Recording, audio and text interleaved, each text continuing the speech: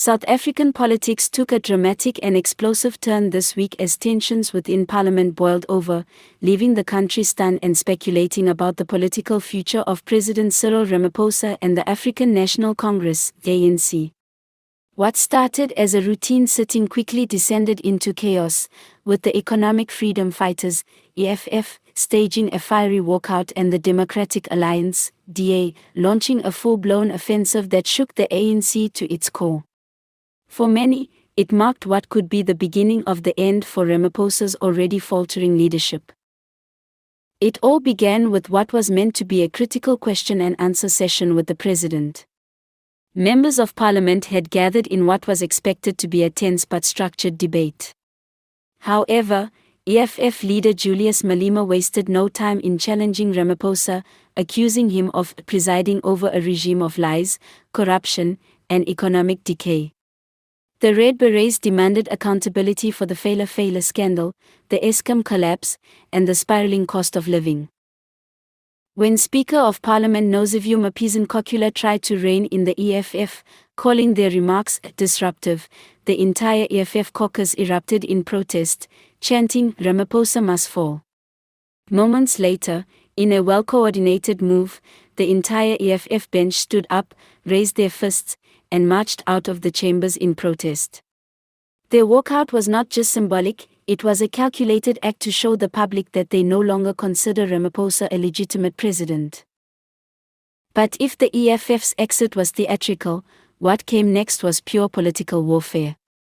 DA leader John Steenhuisen seized the moment, taking to the floor with one of the most scathing attacks on the ANC leadership in recent memory.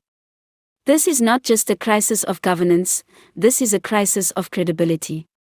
Mr. President, your silence in the face of ANC rot makes you complicit," Steenhuisen thundered, pointing to mounting unemployment, widespread corruption, and the ANC's failure to deliver basic services. The DA went further, presenting a detailed dossier titled "The ANC's 10-Year Descent, a Chronicle of Failure," which highlighted financial mismanagement, cadre deployment, and declining international confidence in South Africa's leadership. They called for a national vote of no confidence in the president and demanded the immediate establishment of a multi-party committee to oversee state-owned enterprises, bypassing ANC influence. Caught off guard by the dual assault, the ANC scrambled to defend itself. Minister of Public Enterprises Pravin Gordhan attempted to downplay the accusations, blaming global economic headwinds and structural challenges inherited from previous administrations. But his words rang hollow for many, especially with new allegations surfacing around inflated procurement deals at Eskom and Transnet. ANC backbenchers appeared visibly rattled. Some whispered about early elections, while others quietly admitted that the party had lost touch with the people. Outside Parliament, protests flared in several provinces, with civil society groups echoing demands for Ramaphosa's resignation. Political analysts are calling it a turning point. This wasn't just a bad day for the ANC, it was a warning shot. The unity that once defined the ruling party is fracturing, and opposition forces are circling like vultures, said Professor Thabo Molefe of the University of Cape Town. With the 2026 general elections looming on the horizon and ANC popularity steadily declining in polls, the days of automatic majority rule may be numbered. The EFF's walkout and the DA's offensive signal a new era of aggressive opposition politics, one that Ramaphosa may no longer be able to navigate with his trademark calm and cautious style.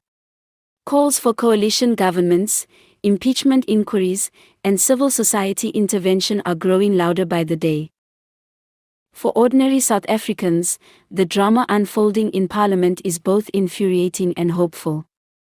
Infuriating because it highlights just how dysfunctional national leadership has become.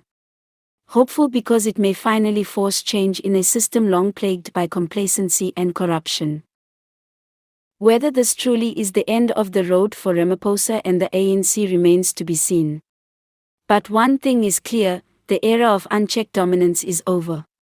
The political ground is shifting, and South Africa is watching.